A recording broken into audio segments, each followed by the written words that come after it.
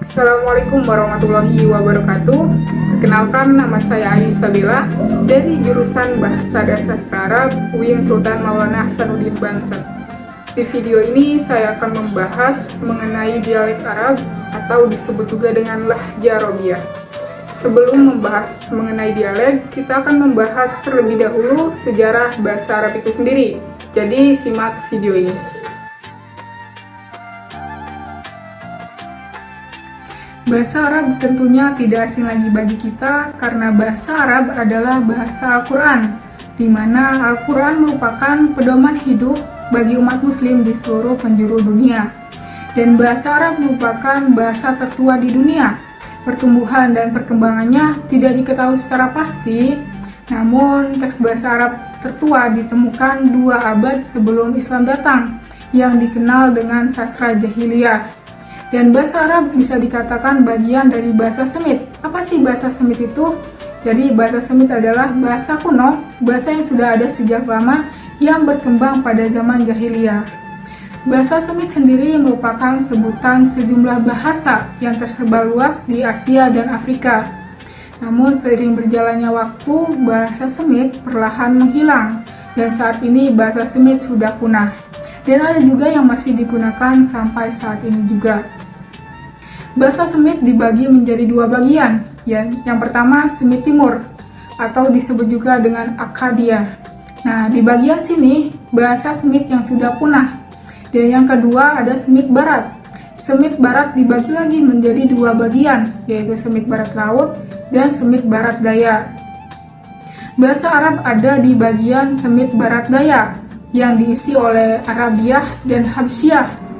Bahasa ini digunakan di daerah Jazirah Arab bagian selatan atau di bagian Habsyah ya. Tidak sampai di situ saja, bahasa Arab juga dibagi lagi menjadi 2 bagian, yaitu bahasa Arab Selatan atau Al-Hamiriyah yang berada di Yaman dan Jazirah Arab Selatan.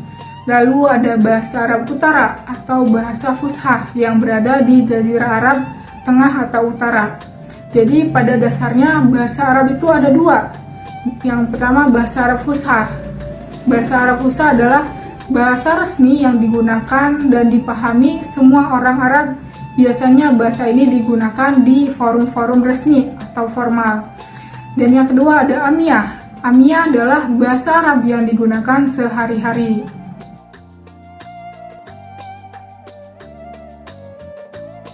Menurut para ahli bahasa Arab, dialek adalah bahasa dan huruf yang digunakan oleh sekelompok orang dalam rumpun tertentu yang menyebabkan adanya perbedaan ucapan, bahkan bacaan antara satu dengan yang lainnya.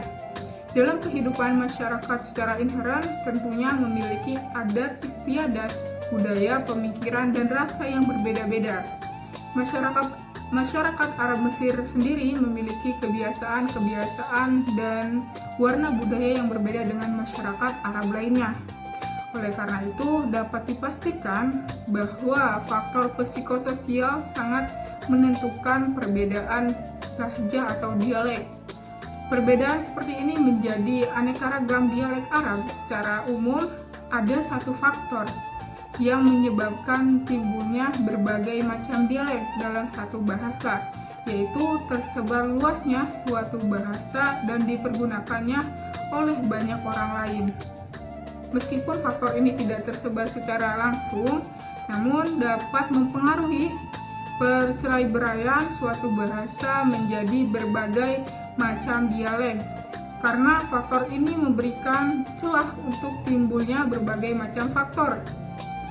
Selain faktor mendasar ini, terdapat juga faktor-faktor lain yang begitu berpengaruh, yaitu faktor politik, sosial, geografis, dan kebudayaan.